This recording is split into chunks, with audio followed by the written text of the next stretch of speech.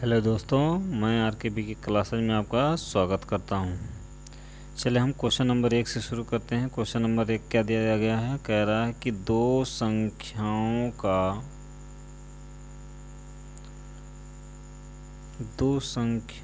का योग 46 है और उनका अंतर 14 हो, तो कह रहा बड़ी संख्या बताइए क्या होगी।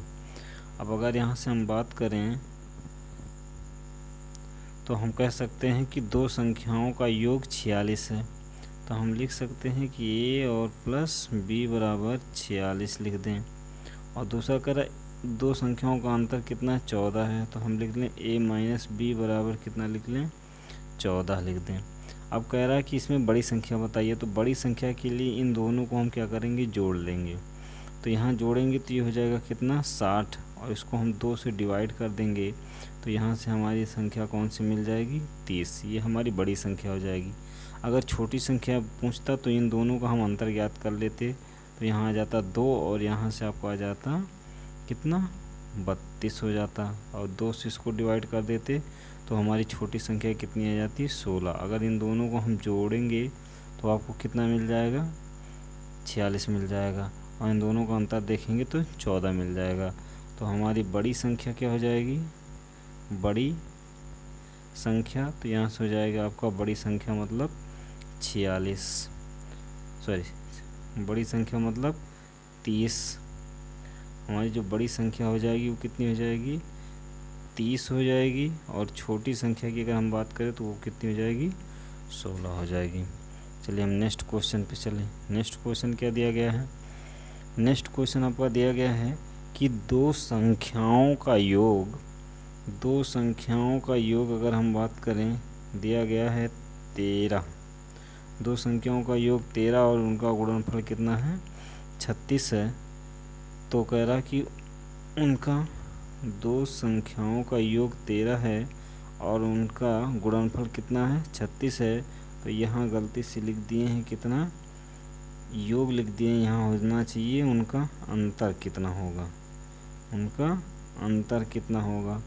तो अगर हम बात करें कि a प्लस बी बराबर यहाँ पर दे दिया 13 और a इंटू बी बराबर दे दिया कितना? 36।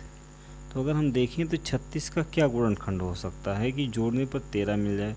तो एक तो हो सकता है 9 और दूसरा हो सकता है 4। 9 चौके 36 हो जाएगा, और यहाँ से दोनों को जोड़ने पर 13, एक 12 तिहाई 36 होगा, लेकिन यहाँ हमारा नहीं मिलेगा। एक 18 दूना 36 होगा, वहाँ से भी हमें 13 नहीं मिलेगा योग। तो हम कह सकते हैं कि यहाँ पर हमारी जो वैल्यू है 9 और कितना? 4। अगर हम दोनों का गुणा करते हैं तो कितना मिल जाएगा? 36 मिल जाएगा। तो यहाँ से हम बात करें कि उनका हमें अंतर कितना निकालना है, तो उनका अंतर मतलब 9 माइनस 4 कर देंगे तो उन दोनों का अंतर कितना आ जाएगा? संख्याओं का 5। ये हमारा क्या हो जाएगा? आंसर हो जाएगा। चलिए नेक्स्ट क्वेश्चन की तरफ चलते हैं। क्वेश्चन नंबर 3 देखा जाए क्या दिया गया है। क्वेश्चन नंबर 3 दे रहा है, क्वेश्चन नंबर 3 कह रहा है कि तीन क्रमागत संख्याओं का गुणनफल क्या होगा जिनका योगफल कितना हो? 15 हो। तो यहाँ से अगर हम बात करें कि यहाँ पर कि 3 ऐसी कोई संख्याएं हैं जिनका योगफल कितना मिल रहा है? हमें 15 मिल रहा है। तो उन तीनों का गुणनफल क्या हो जाएगा? तो यहाँ से हम क्या करेंगे कि 15 को हम 3 से डिवाइड कर देंगे। अगर हम 15 को 3 से डिवाइड करते हैं तो हमारी संख्या कौन मिल जाएगी? 5। तो ये जो हमारी 5 वाली संख्या निकलती है ये बिल्कुल मध्य वाली संख्या निकलती है। तो चूँकि हमें 3 लगातार संख्याएं चाहिए, तो यहाँ से लिख सकते हैं हम 4, 5 और 6। ये हमारी तीनों लगातार संख्याएं हो जाएंगी। अब कह रहा है कि इनका गुणनफल क्या होगा? 3 क्रमागत संख्याओं का गुणनफल क्या होगा जिनका योग 15 हो? तो इन तीनों को जोड़ेंगे तो 15 मिल जाएगा, लेकिन इनका अगर गुणनफल क्या होगा तो यहाँ से हम कर लेंगे 4 गुणे 5 और गुणे 6, मतलब यहाँ से हमारी वैल्यू कितनी मिल जाएगी? 30 मिल जाएगी। तो यहाँ से हमारा मान क्या हो जाएगा? 30। ये इसका आंसर हो जाएगा। यहाँ से ये 30 हम क्या कर देंगे? इसका आंसर मिल जाएगा 3 लगातार संख्याओं का गुणनफल। चलिए फिर हम चलते हैं नेक्स्ट क्वेश्चन की तरफ। नेक्स्ट क्वेश्चन देखिए क्या दिया गया है। नेक्स्ट क्वेश्चन दिया गया है, कह रहा है कि दो संख्याओं का योग 16 है और उनका गुणनफल कितना है 55 है, तो उनकी व्युत्क्रमों का योग बताइए।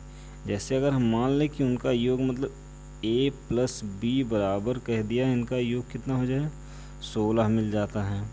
और फिर क्या कह रहा है, इनका गुणनफल a गुणे b बराबर कितना मिल जाता है 55 मिल जाता है।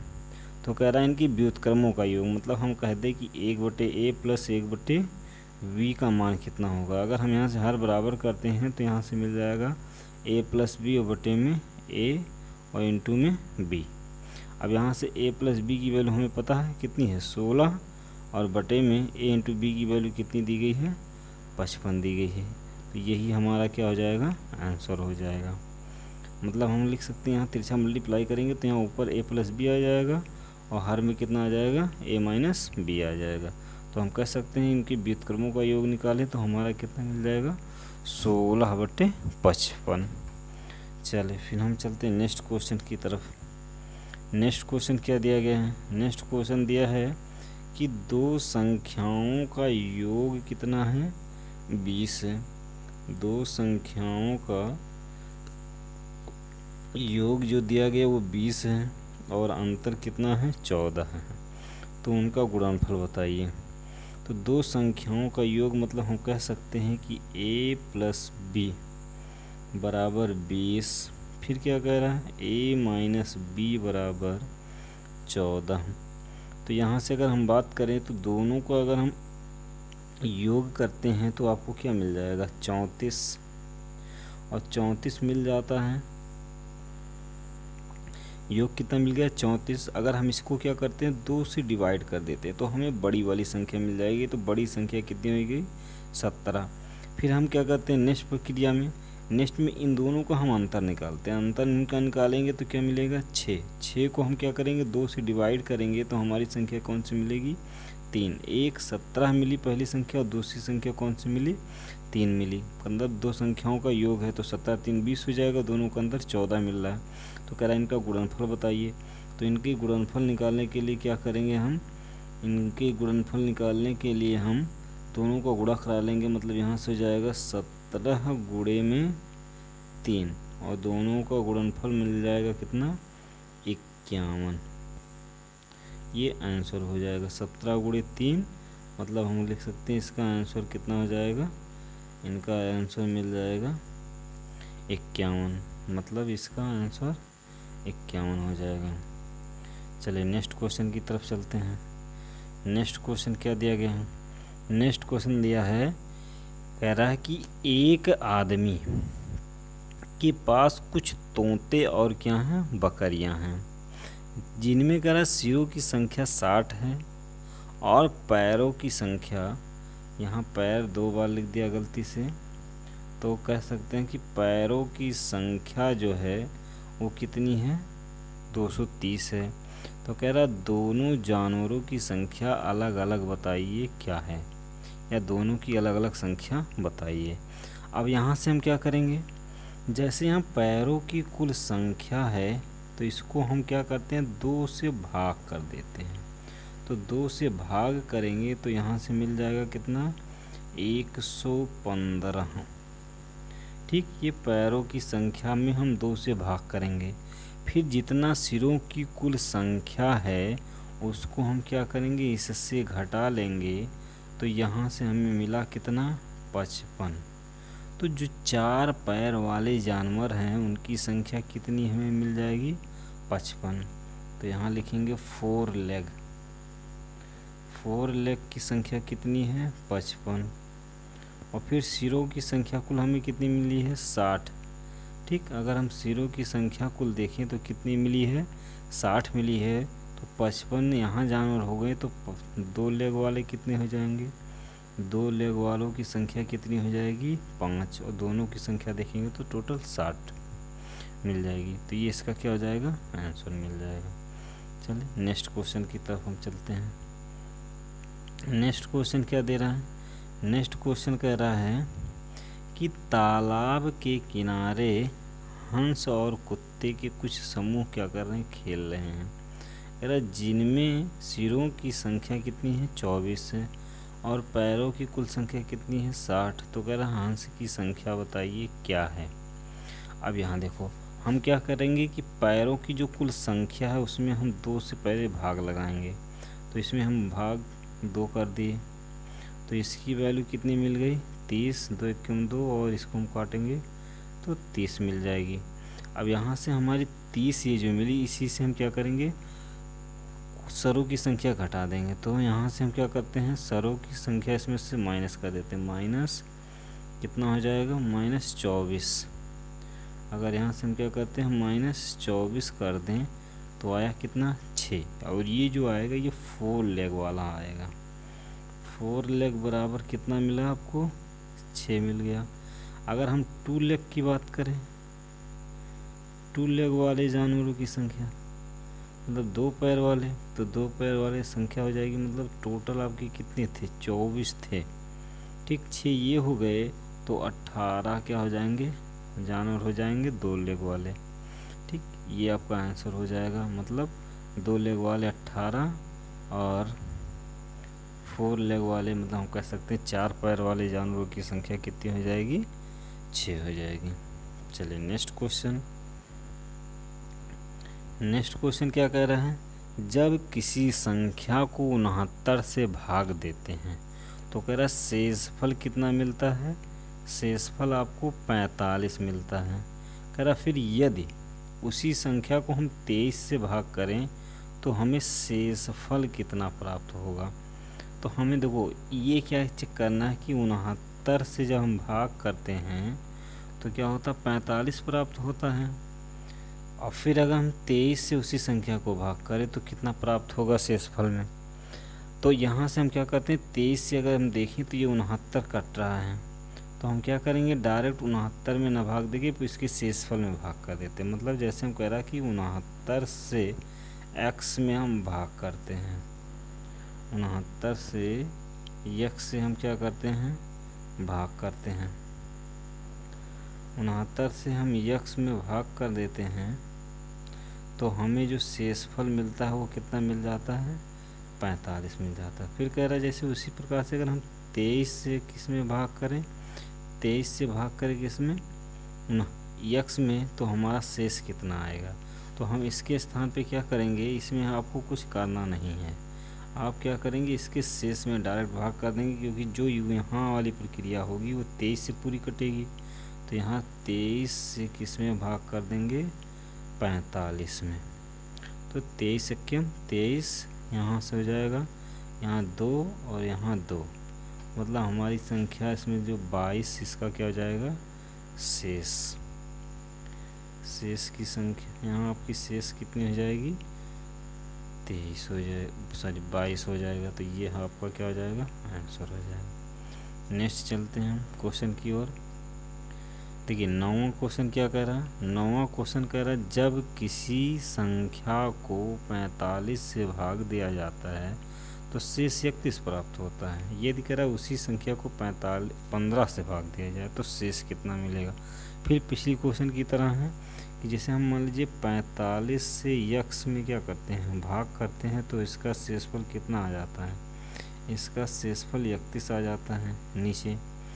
तो कह रहा है उसी प्रकार से अगर हम 15 से भाग करें x में तो इसका शेष कितना आएगा इसकी शेष हमें पूछ रहा है।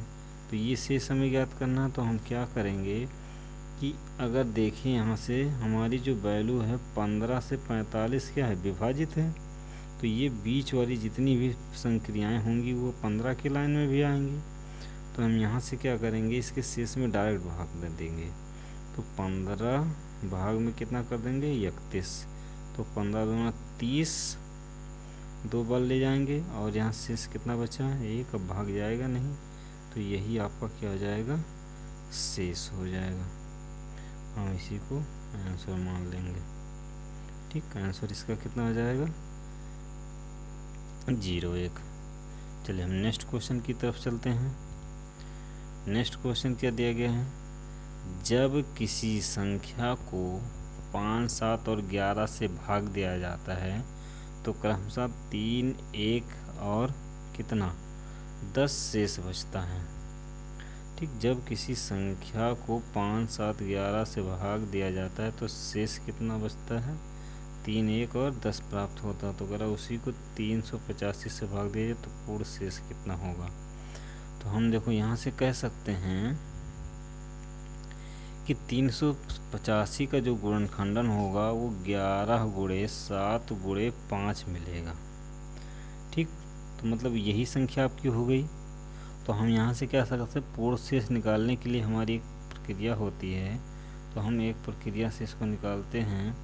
तो ये हमारा क्या हो जाएगा कि जैसे मान लो हमारी वह संख्या कौन थी, यक्स थी।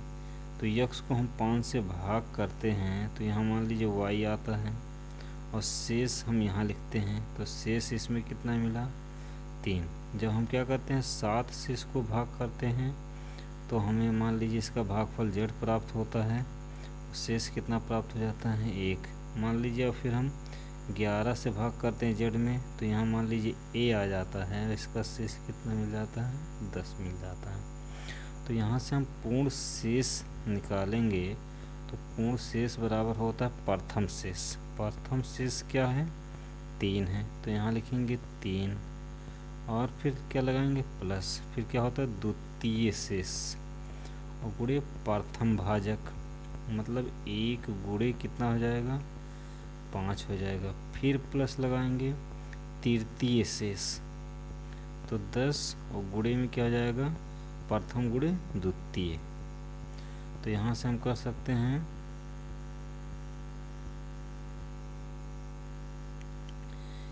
कि प्लस 10, क्योंकि ये तृतीय शेष के साथ लिखना है तो 10 गुणे 5 गुणे 7। अब इसको हम पूरा जोड़ लें तो यही हमारा क्या हो जाएगा? पूर्ण शेष हो जाएगा। 385 से यक्स में भाग करेंगे तब भी इतना शेष मिलेगा। तो जैसे यहाँ से हुआ 3 + 5 3 + 5 + 7 बचे 35, मतलब 350। अब अगर हम सभी को जोड़ते हैं तो 5 और 3 8, मतलब हो जाएगा 358। अगर हम क्या करेंगे यहाँ से हम क्या करते हैं 385 से यक्स में भाग करेंगे तो हमारा पूर्ण शेष क्या मिलेगा? 358। तो हम लिख सकते हैं कि पूर्ण शेष बराबर कितना हो जाएगा? 358। ये इसका आंसर हो जाएगा। यहाँ तक आपको 10 क्वेश्चन बताए गए। जैसा भी आपको हो, अगर समझ में आया हो तो प्लीज़ लाइक शेयर सब्सक्राइब कीजिए और अन्य को भी भेजिए।